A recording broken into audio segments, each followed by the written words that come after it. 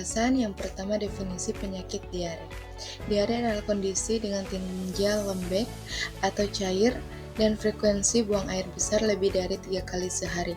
Faktor risiko meliputi karakteristik individu seperti usia balita dan status gizi, perilaku pencegahan seperti mencuci tangan dan makanan, serta lingkungan seperti kepadatan perumahan dan kualitas air bersih. Yang kedua, etiologi. Meliputi infeksi atau internal dan parenteral, malabsorpsi atau karbohidrat, lemak, protein, makanan, basi, beracun, dan alergi, serta faktor psikologis atau rasa takut, cemas. Infeksi internal merupakan penyebab utama diare pada anak. Sementara intoleransi laktosa menjadi penyebab utama pada bayi dan anak. Diare juga bisa disebabkan oleh konsumsi makanan yang basi, beracun, atau alergi terhadap jenis tertentu. Selain itu, faktor psikologis seperti rasa takut dan kecemasan juga bisa memicu diare, meskipun jarang terjadi dan lebih umum pada anak yang lebih besar.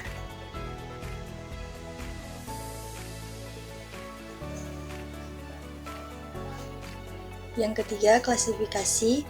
Yang pertama, diare akut berlangsung kurang dari 2 minggu tanpa diselingi berhenti lebih dari 2 hari. Dibagi menjadi 4 kategori berdasarkan tingkat dehidrasi.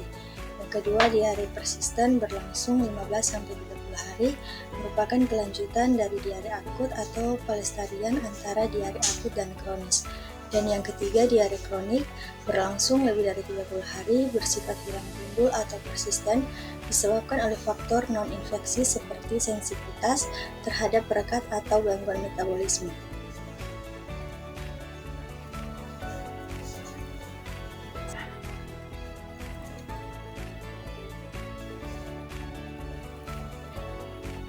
Yang keempat, tanda dan gejala. Yang pertama, frekuensi buang air besar, sering dengan tinja cair atau encer. Yang kedua, gejala pada anak, cengeng, gelisah, demam, dan penurunan nafsu makan. Yang ketiga, perubahan warna tinja, kehijau-hijauan karena bercampur empedu. Yang keempat, iritasi daerah anus, kemerahan dan lecet karena seringnya buang air besar. Yang kelima, tanda-tanda dehidrasi, turgor kulit buruk, membran mukosa kering, penurunan berat badan. Yang keenam, perubahan tanda vital, nadi dan respirasi cepat, tekanan darah turun, denyut jantung cepat, kelemahan, dan penurunan kesadaran. Dan yang ketujuh, perubahan diuresis, berkurangnya produksi urin, oliguria, hingga anuria. Yang kelima, patofisiologi. Yang pertama, gangguan osmotik. Makanan atau zat yang tidak diserap meningkatkan tekanan osmotik dalam usus, menyebabkan pergeseran air dan elektrolit ke dalam usus dan memicu diare. Kedua, gangguan sekresi. Rangsangan pada dinding usus meningkatkan sekresi air dan elektrolit ke dalam usus, menyebabkan diare.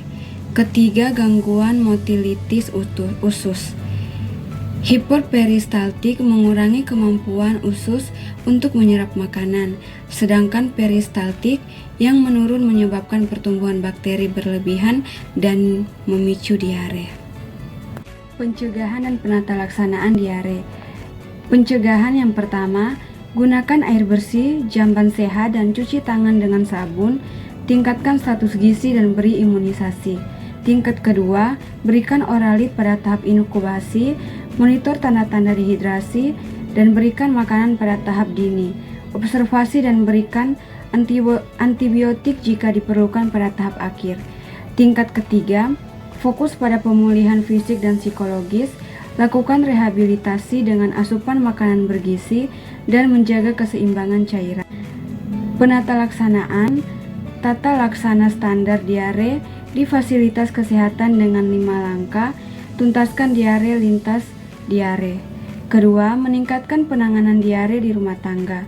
Ketiga, peningkatan sistem kewaspadaan dini dan penanggulangan kejadian luar biasa diare. Ketiga, melaksanakan upaya pencegahan yang efektif.